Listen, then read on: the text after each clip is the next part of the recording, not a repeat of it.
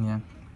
En la parte acá arriba tenemos el electrocardiograma y acá los sonidos del corazón. El electrocardiograma, lo único importante que hay que saber, que no es tan importante con este gráfico, es que en P, en este pequeño salto, ocurre la despolarización auricular. En este salto que es más grande ocurre la despolarización ventricular.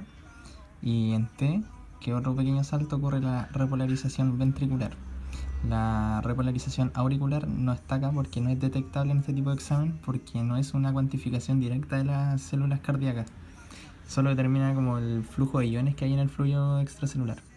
Lo que hay que saber del sonido de los corazones es que en 2 y en 4, que son cuando ocurren las fuerzas isovolumétricas, o sea, cuando están cerrados las válvulas, ocurren los sonidos. Lo importante es que cuando las válvulas se cierran, ocurren los sonidos, no cuando se abren. Ya acá se divide en dos, que es un gráfico de presión y un gráfico de volumen. Acá en el de volumen, en la diástole, que es cuando se relaja el ventrículo, se relaja, entonces empieza a llenarse de sangre. Y se llena hasta los 140 ml más o menos, que es cuando ocurre el volumen diastólico final, o sea, la cantidad máxima que puede albergar en la diástole el ventrículo del corazón.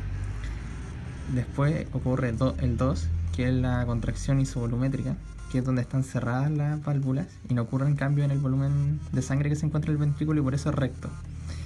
Bueno, acá es la máxima cantidad de sangre que puede haber y después baja porque ocurre la sístole. La sístole es cuando ocurre la contracción del ventrículo y se expulsa la sangre. Entonces si se expulsa la sangre va a haber menos sangre, entonces disminuye la cantidad de volumen sanguíneo.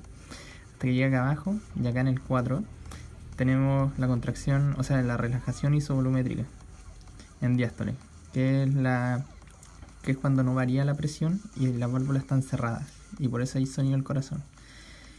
Y acá ocurre el volumen sistólico final, o sea, la cantidad de sangre que queda después de haberla expulsado, que es 65. Nunca se vacía por completo, siempre quedan como 65 ml.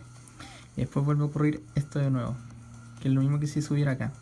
Que después de esto ocurre la diástole nuevamente y empieza a relajarse el ventrículo y como se relaja empieza a llenarse de sangre nueva. Eso es en volumen de sangre.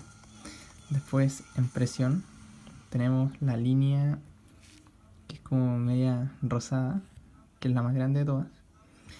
La presión en diástole es muy poca. ¿Por qué? Porque se está llenando, está relajado, hay poca presión. Pero después cuando llega a sístole, que es cuando ocurre la contracción, la presión aumenta considerablemente en sístole, por la presión que ejerce el ventrículo para eyectar la sangre hacia alguna arteria, porque las arterias son las que sacan sangre del corazón. Luego tenemos la presión aórtica, que la presión aórtica tampoco es tan relevante, pero es la presión que ejerce cuando sale la sangre oxigenada dentro de la aorta, que es del ventrículo izquierdo hacia la aorta, si es que no me equivoco. Entonces la presión disminuye un poco, disminuye porque tiene que igualarse a la de acá. Y cuando las dos se encuentran a la misma presión, esta aumenta porque en el ventrículo se ejerce más presión para poder retirarla. Entonces la presión de la aorta, cuando se abre la válvula aórtica, se ejerce la eyección de sangre y se ejerce una presión dentro de la misma arteria aórtica. Y eso no es.